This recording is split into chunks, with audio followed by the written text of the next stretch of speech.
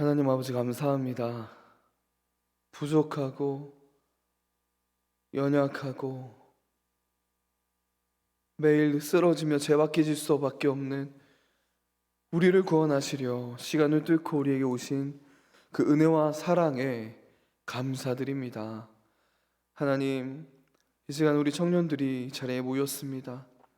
바쁩니다. 학업으로 바쁘고 직장으로 바쁘고 또 취업 준비로 바쁘고 알바로 바쁘고 정말 이리저리 치이며 어떻게 보면 내 마음 둘 곳 하나 없이 그렇게 이리저리 살아가고 있는 우리 청년들을 돌아봐 주시옵소서. 하나님, 각자의 삶이 어떠하든 간에 이 시간 주님의 전에 나왔습니다. 어떠한 동기이든 간에 이 자리에 왔습니다. 하나님, 은혜를 주시고 이들을 돌아봐 주시옵소서. 하나님 감사합니다. 예배 가운데 주님 홀로 영광 받아 주세요. 예수 그리스도의 이름으로 기도합니다. 아멘. 할렐루야. 우리 이렇게 인사 나누시겠습니다. 예수님의 이름으로 사랑하고 축복합니다. 네, 사랑하고 축복합니다. 네, 모두 잘 지내고 계시죠? 네, 별로 잘 못 지내는 것 같습니다. 네, 여러분, 제가 더 열심히 여러분들을 위해서 기도하도록 하겠습니다. 오늘 하나님께서 우리에게 주신 말씀은 요한복음 4장입니다. 요한복음 4장 1절에서 15절까지 말씀입니다. 여기서 듣기로는 약간 먹먹해 보이는데 잘 들리나요? 잘 들리시죠? 네. 우리 1절에서 15절까지 말씀, 사실 그 뒤에까지 쭉 읽어야 되는데 너무 길어가지고 잘랐습니다. 네, 저 한 절 여러분 한 절 교독하겠습니다. 저부터 읽겠습니다. 예수께서 제자를 삼고 침례를 베푸시는 것이 요한보다 많다 하는 말을 바리새인들이 들은 줄을 주께서 아신지라. 예수께서 친히 세례를 베푸신 것이 아니요 제자들이 베푼 것이라.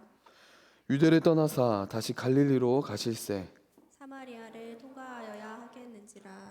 사마리아에 있는 수가라 하는 동네에 이르시니 야곱이 그 아들 요셉에게 준 땅이 가깝고 거기 또 야곱의 우물이 있더라. 예수께서 길 가시다가 피곤하여 우물 곁에 그대로 앉으시니 때가 6시쯤 되었더라. 사마리아 여자 한 사람이 물을 기르러 왔음에 예수께서 물을 좀 달라 하시니 이는 제자들이 먹을 것을 사러 그 동네에 들어갔음이러라. 사마리아 여자가 이르되 당신은 유대인으로서 어찌하여 사마리아 여인인 나에게 물을 달라 하나이까 하니 이는 유대인이 사마리아인과 상종하지 아니함이로라.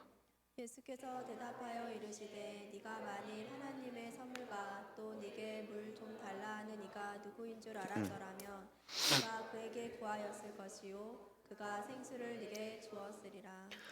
여자가 이르되 주여 물 기를 그릇도 없고 이 우물은 깊은데 어디서 당신이 그 생수를 얻게 싸움나이까. 우리 조상 야곱이 이 우물을 우리에게 주셨고 또 여기서 자기와 자기 아들들과 짐승이 다 마셨는데 당신이 야곱보다 더 크나이까. 예수께서 대답하여 이르시되 이 물을 마시는 자마다 다시 목마르려니와 내가 주는 물을 마시는 자는 영원히 목마르지 아니하리니 내가 주는 물은 그 속에서 영생하도록 솟아나는 샘물이 되리라. 함께 읽겠습니다. 여자가 이르되 주여 그런 물을 내게 주사 목마르지도 않고 또 여기 물 기르러 오지도 않게 하옵소서. 아멘. 네, 여러분, 오늘부터 앞으로 몇 주간 영원으로 이어진 만남, 영원으로 이어진 만남이라는 주제로 시리즈 설교를 할 예정입니다. 재작년이죠. 2021년 미국의 퓨 리서치에서 17개 선진국을 대상으로 각국의 사람들이 인생에서 가장 가치를 두는 것에 대해 설문조사를 실시했다고 합니다. 항목은 대략 이렇습니다. 건강, 가족, 직업, 친구, 자유, 물질적 풍요, 사회, 취미 등등 이렇게 많았어요. 여러분, 결과가 어떻게 나왔을까요? 호주, 뉴질랜드, 스웨덴, 프랑스, 그리스, 독일, 캐나다, 싱가포르, 이탈리아, 네덜란드, 벨기에, 일본, 영국, 미국 이상 14개 국가에서 1위를 차지한 것이 있습니다. 그것은 가족이었어요. 가족이 나의 인생에서 가장 소중하며 가치 있다는 것이죠. 나머지 3개 국가에서 1위를 차지한 것이 다 다른데요. 스페인에서 1위를 차지한 것은 건강이었습니다. 그리고 대만에서 1위를 차지한 것은 사회였어요. 사회. 그리고 마지막으로 대한민국에서 1위를 차지한 항목은 바로 물질적 풍요였습니다. 네. 다른 국가들도 이 물질적 풍요를 많이 뽑기는 했습니다. 그런데 보통은 3위 또는 4위 정도였어요. 유독 한국에서만 이 물질적 풍요가 1위였습니다. 다른 말로 우리는요, 우리에게 풍부한 돈이 주어지면 행복하다는 거예요. 근데 여러분 과연 그럴까요? 물론 물질이 많으면 편리하겠죠. 많이 누릴 수 있을 것입니다. 근데 여러분 과연 잠시 행복하다 할지라도 그 행복이 오래 갈까요? 여러분 모든 사람들에게는 목마름이 있습니다. 채워지지 않는 갈증이 있어요. 공허함이 있다는 것입니다. 예전에 저번에도 말했지만 굉장히 오래전 일이에요. 제가 군대 가기 전 일인데 박진영이 힐링 캠프에 나왔습니다. 힐링 캠프가 뭔지도 모르시는 분들도 있을 거예요. 자신이 그동안 모든 것을 다 누렸다고 고백을 했죠. 돈, 명예, 성공, 여자, 건강 등등. 그런데 삶이 허전하다는 거예요. 공허하다는 것입니다. 그래서 지금 수많은 종교에 대해서 공부를 하고 있다. 그 당시 그렇게 고백을 했었어요. 여러분 우리가 생각하기에 성공하면 유명해지면 많은 사람들로부터 인정받고 관심을 받게 되면 행복할 것 같잖아요. 그런데 우리가 아는 많은 유명인들이 술에 중독되고 마약에 중독됩니다. 때로는 너무나도 안타깝게도 자살이라는 극단적인 선택을 하는 것도 우리가 많이 봅니다. 왜냐하면 그들 모두가 인생의 공허함, 허무함을 경험하고 있기 때문이에요. 채워지지 않는 어떠한 갈증이 그들에게 있기 때문입니다. 이렇게 모두가 말하는 성공을 이루었음에도 불구하고 허무함과 목마름을 느낀다는 것은요, 즉 우리 인간은 인생의 허무함과 목마름에서 벗어날 수 없다는 거예요. 엊그저께 TV를 보는데 한 사기꾼에 대한 이야기가 나왔습니다. 이 사람이 사기를 왜 친지 아세요? 재산이 300몇 억이 있는데 옆에 보니까 내 친구는 900억, 옆에 보니까 1000억이 있으니까 이 시기 질투가 나는 거예요. 그래서 사기를 쳤다가 깜빵에 간 사람을 잠깐 봤습니다. 여러분 방금 나눈 17개 국가에서 실시한 이 설문조사에서요, 이 그들이 선택한 인생에서 가장 가치를 두는 것들은요, 결국 그들의 목마름, 그들의 어떤 갈급함을 채우기 위한 것들이 아니었을까요? 실제로 많은 사람들이 겉으로는 멀쩡해 보이지만 우리가 인스타를 보면 다들 멋지게 전혀 부족함 없이 사는 것 같지만 사실 속으로는 이런저런 걱정과 외로움을 품고 목마름 속에서 살아가고 있습니다. 성경에도 그런 사람이 있는데요, 바로 오늘 말씀에 등장하는 사마리아 여인이에요. 예수님은 제자들과 함께 유대를 떠나, 유대라면 이제 예루살렘이 있는 그 남쪽 지방입니다. 그곳을 떠나 갈릴리죠, 북쪽이에요. 그곳을 향해 가고 계셨어요. 그런데 여러분 갈릴리로 가는 루트를 보니까 좀 이상합니다. 우리 3절에서 5절을 함께 읽겠습니다. 시작. 유대를 떠나사 다시 갈릴리로 가실새 사마리아를 통과하여야 하겠는지라 사마리아에 있는 수가라는 동네에 이르시니 야곱이 그 아들 요셉에게 준 땅이 가깝고. 여러분 예수님이 갈릴리로 가시는데 어디를 지나고 계셨다고요? 여러분 다 읽으셨죠? 예, 사마리아, 네. 사마리아를 지나고 계셨다는 거예요. 여러분 당시 유대인들은 사마리아를 싫어했습니다. 사마리아인들이 싫어했다고요. 그들과 접촉하면 부정하게 된다고 생각했습니다. 그래서 유대인들은 갈릴리로 갈 때 보통 어떻게 갔냐면요, 여리고에서 요단강을 건너 요단강 동쪽으로 쭉 올라가서 벳산이라는 곳에서 다시 요단강을 건너 갈릴리 서쪽 지역으로 넘어갔다고 해요. 즉 갈릴리로 갈 때 이 사마리아 지방을 지나지 않으려고 삥 둘러서 갔다는 것입니다. 그 당시 독자들이 보기에 이 예수님의 행동은요, 굉장히 이상한 행동인 거예요. 말도 안 되는 것입니다. 여러분, 왜 예수님은 굳이 이 사마리아를 통과하셨을까요? 여러분, 사절을 보니까요, 심상치 않은 부분이 있습니다. 뭐라고 써 있죠? 사마리아를 통과하여야 하겠는지라. 그냥 사마리아를 통과했다가 아니에요. 통과하여야 하겠는지라. 글로 보통 안 가거든요. 근데 통과하여야 하겠는지라. 여러분, 이 문구에서 하여야에 해당하는 헬라어 단어가 데이입니다. 데이. 이 단어가 사용된 것은요, 예수님이 사마리아를 지나가시는 이 여정이 하나님의 주권적이고 섭리적인 계획임을 알려주고 있는 거예요. 왜냐하면 요한복음에서 데이라는 단어는요, 언제나 어떤 신적인 필연성을 의미하는 어떤 용어로 사용되었기 때문입니다. 즉 예수님께서 이 사마리아를 통과하시는 것은요, 단순히 빨리 가로질러서 갈릴리로 최대한 빨리 가려는 목적이 아니었다는 거예요. 사마리아를 통과한 이유는 여기에 하나님의 분명한 뜻과 계획이 있었다는 것입니다. 예수님과 제자들은 수가라는 마을로 들어갑니다. 예수님은요, 제자들은 먹을 것을 구하기 위해 이제 동네로 들어갔고요. 예수님은 우물 곁에서 쉬고 계셨어요. 많이 피곤하셨던 것 같습니다. 근데 여러분, 그때 한 사마리아 여인이, 어떤 여인이 항아리를 들고 우물 쪽으로 오고 있었습니다. 우리 6절과 7절을 함께 읽겠습니다. 시작. 거기 또 야곱의 우물이 있더라. 예수께서 길 가시다가 피곤하여 우물 곁에 그대로 앉으시니 때가 6시쯤 되었더라. 사마리아 여자 한 사람이 물을 기르러 왔음에 예수께서 물을 좀 달라 하시니, 여러분 지금 여기를 보면요, 저도 두 가지가 굉장히 이상합니다.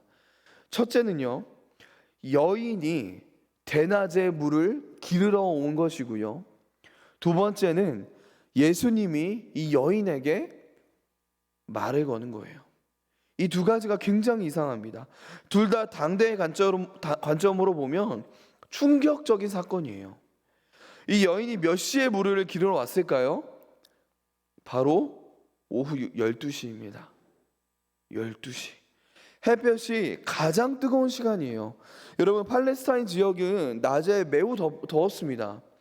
그래서 보통은요, 낮에 물을 기르러 가지 않았어요. 아침 일찍 또는 저녁 늦게 물을 기르러 갔다고 합니다.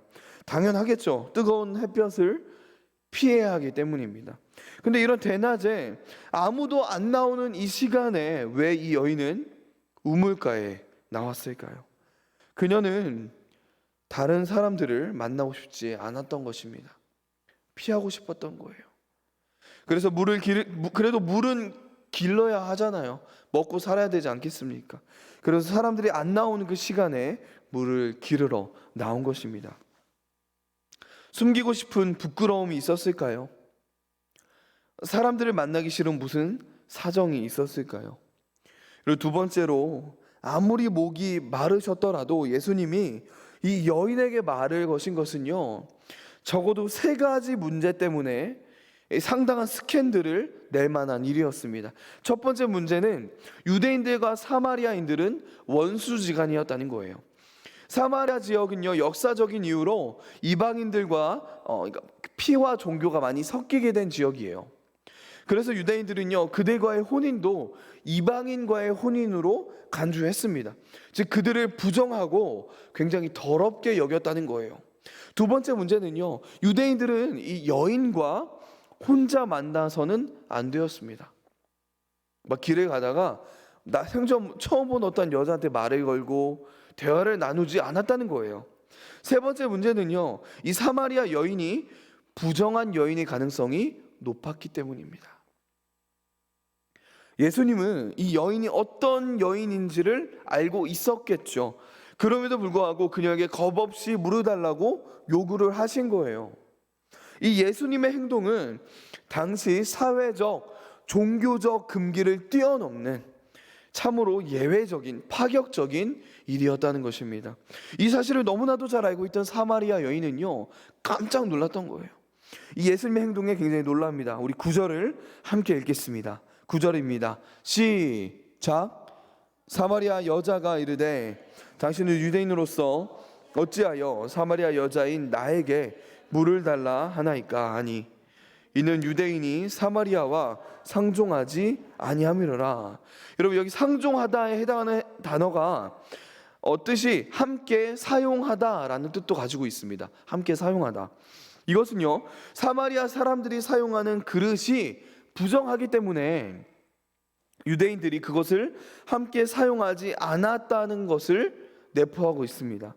그런데 예수님은요, 그 부정한 그릇을 함께 사용하시려고 했다는 거예요.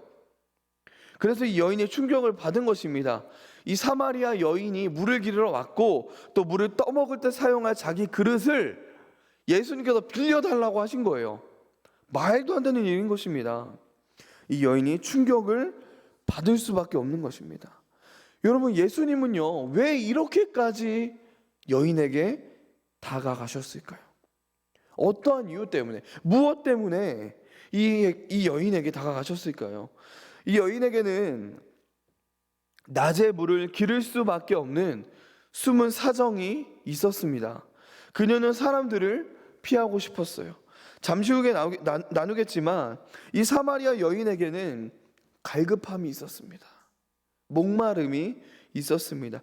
채워지지 않는 공허함이 그녀에게 있었다는 거예요. 이렇게 갈급함과 공허함이 가득했던 사마리아 여인에게 예수님께서 이렇게 말씀하셨습니다. 우리 10절을 함께 읽을게요. 10절입니다. 시작. 예수께서 대답하여 이르시되 내가 만일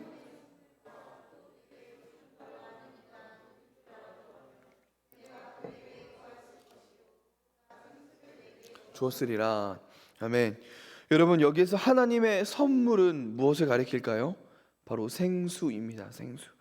생수는 고인물이 아닙니다. 흐르는 물이죠. 생수는 사람들에게 생명을 공급해 줍니다. 여기서 선물이라는 단어는 복음서에서는 여기만 사용된 단어예요. 그런데 사도행전에서는 4번 사용되었습니다. 그리고 이 4번 다 성령님을 선물로 가리켰습니다. 즉 예수님이 말씀하신 선물, 곧 생수는 예수님 자신이자 성령님을 의미한다는 것입니다. 아직 예수님의 말씀을 이해하지 못한 사마리아 여인은 이렇게 반응했어요. 우리 11절과 12절을 함께 읽겠습니다. 시작. 여자가 이르되 주여 어디서 당신이 이 생수를 얻겠사옵나이까? 우리 조상 야곱이 이 우물을 우리에게 주셨고 또 여기서 자기와 자기 아들들과 짐승이 다 마셨는데 당신이 야곱보다 더 크니까. 여러분, 이 여인은 날마다 다른 사람들의 눈을 피해 물을 기르러 왔습니다. 그런데 생전 처음 보는 남자가 이 생수를 준다고 말하는 거예요. 그래서 이렇게 대답한 것입니다. 선생님이 우리 조상 야곱보다 뛰어난 분입니까? 야곱이 우리에게 이 우물을 주었는데 그것보다 더 좋은 물을 당신이 줄 수 있다는 말인가요? 그러자 예수님께서 아주 중요한 말씀을 하셨어요. 13장 13절 14절입니다. 시작. 예수께서 대답하여 이르시되 이 물을 마시는 자마다 다시 목마르려니와 내가 주는 물을 마시는 자는 목마르지 아니하리니 그 속에서 영생하도록 솟아나는 샘물이 되리라. 여러분, 이렇게 사마리아 여인에게 다가온 예수님은 이제 1차적인 필요에서 한 발자국 더 나아가 그 여인에게 진정한 필요를 알려준 것입니다. 사마리아 여인의 1차적인 필요는 물이었겠죠. 그런데 예수님은요, 이 물을 화두로 삼아 영원히 목마르지 않는 생명의 물을 주겠다고 약속하신 거예요. 즉 예수님은 당장의 육적인 필요 말고 영혼의 필요, 가장 중요한 이 영혼의 필요를 채워주시기를 원했던 것입니다. 그래서 예수님은 이 여인으로 하여금 자신이 숨기고 싶었던 것, 내가 숨기고 싶은 나 자신의 진짜 모습과 마주하게 합니다.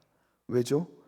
이 여인이 자신의 영혼이 공허하고 목말라 있으며 갈급해하고 있다는 사실을 깨닫게 하시기 위함이었어요. 그래서 예수님이 여인에게 이렇게 물으십니다. 가서 너의 남편을 불러오라. 너의 남편을 불러오라. 이 사마리아 여인은 깜짝 놀랐을 거예요. 경악했을 것입니다. 자신이 숨기고 싶은 나의 모습과 마주하게 된 거예요. 사실 성경에 적힌 내용만으로는요, 이 여인에 대해서 보다 자세하게는 알 수 없습니다. 어릴 때 부모에게 버림을 받았는지, 어떤 상처를 받으며 자랐는지, 한 남자와 사랑을 하다가 그 남자에게 버림받고, 또 다른 남자를 만나 또 버림받고, 또 그렇게 3번째, 4번째, 5번째, 그리고 6번째 이르렀는지는 우리는 정확히 알 수는 없습니다.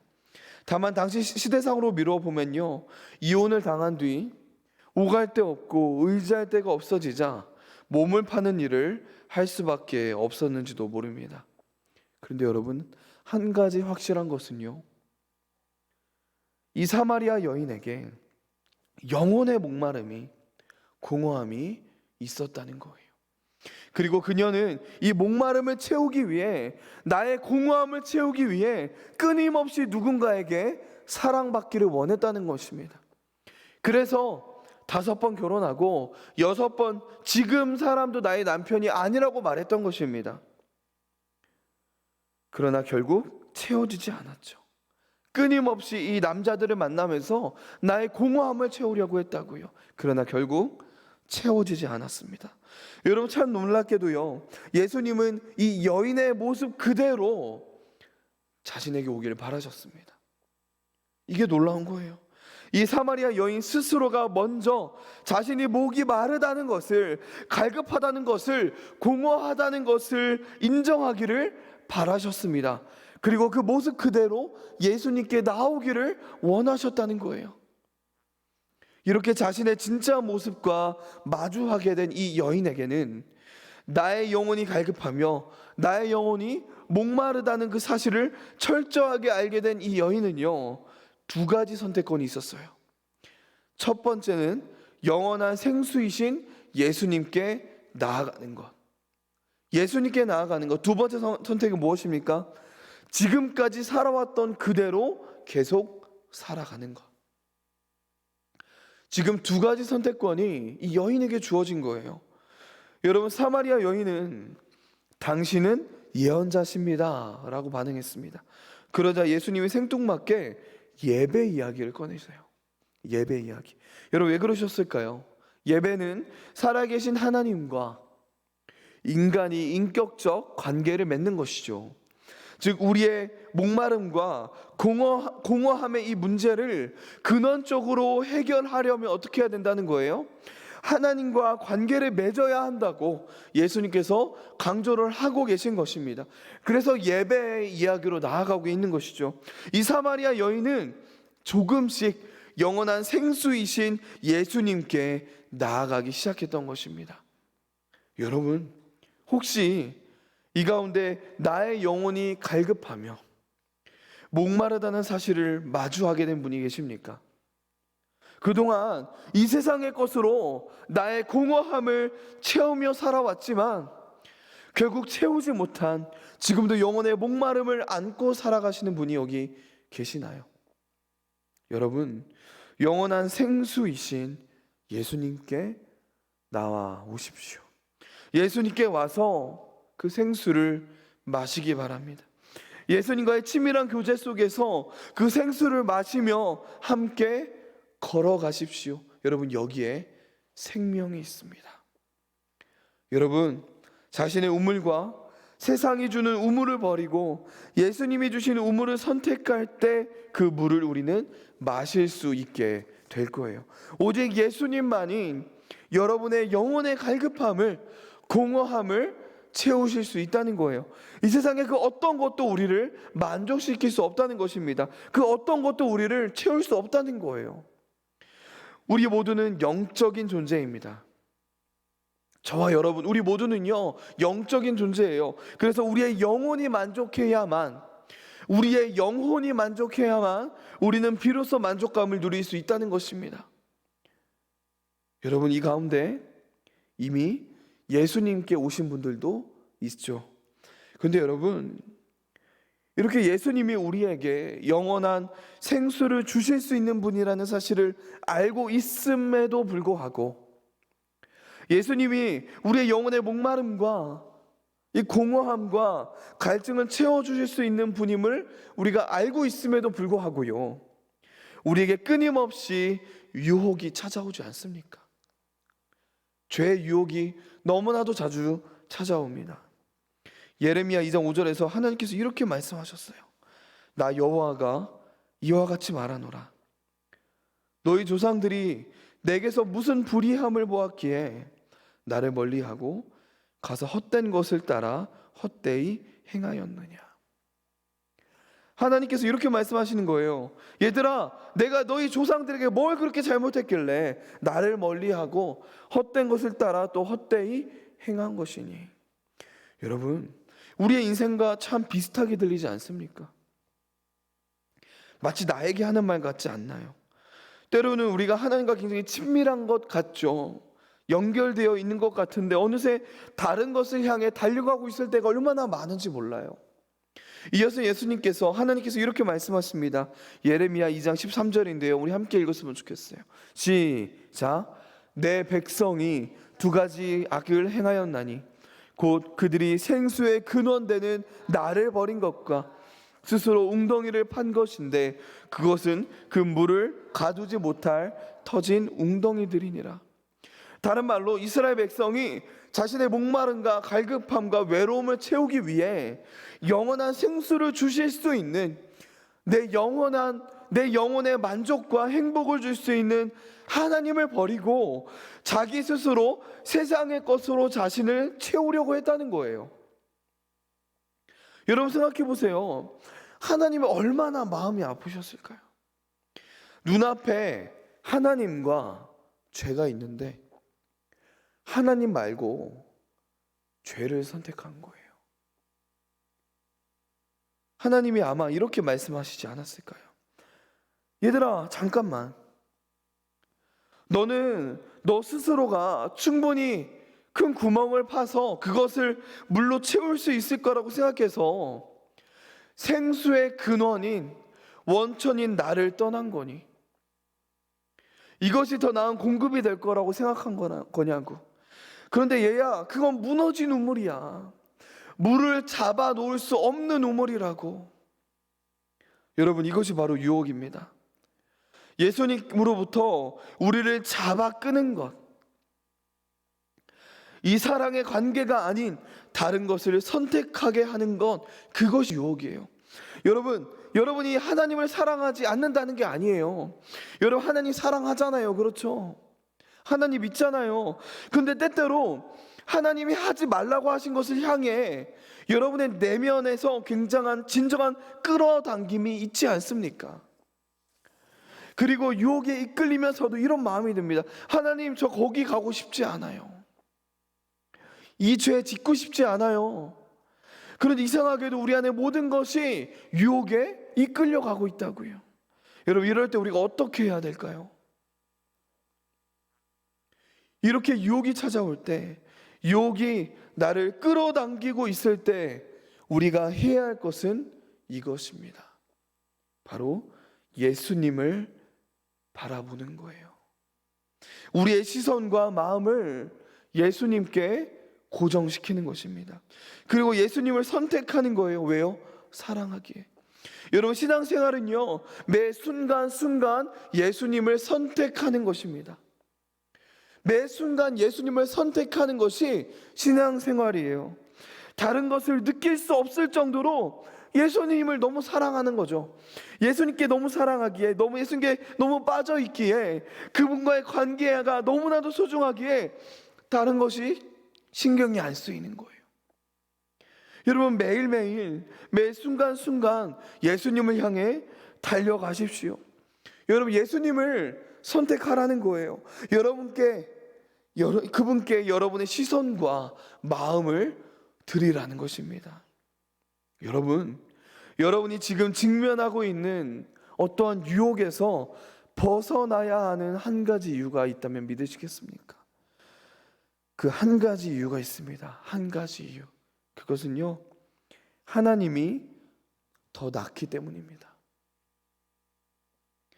훨씬 낫기 때문이에요. 비교조차 되지 않습니다. 저는 여러분에게 사실 이 세상의 것이 더 좋고 중요한데 억지로 하나님을 선택하라고 말하는 게 아니에요. 여러분, 지금 나를 유혹하는 그 수많은 것들보다 나의 공허함과 나의 갈급함과 나의 목마름을 채우려고 내가 쫓아가는 그 어떤 것보다 하나님이 더 낫기 때문에 하나님을 선택하라는 것입니다. 사랑하는 새누리교회 청년 여러분, 영원한 생수이신 예수님께 나오십시오. 예수님께 와서 여러분 그 생수를 마시기 바랍니다. 오직 예수님 안에서 우리의 영혼의 갈급함을, 목마름을 채울 수 있습니다. 여러분, 이 세상의 것으로 아무리 채워도요, 우리는 결코 만족감을 누리지 못해요. 우리의 영혼은 오직 하나님으로부터 만족함을 누립니다. 이렇게 매일매일의 삶 가운데 나의 시선과 나의 마음을 예수님께 두고 예수님이 주시는 이 생수를 마시며 성령님과 친밀하게 동행하며 이 유한한 땅에서 영원한 삶을 살아가는 저와 여러분들에게 소망합니다. 우리 함께 기도하기 전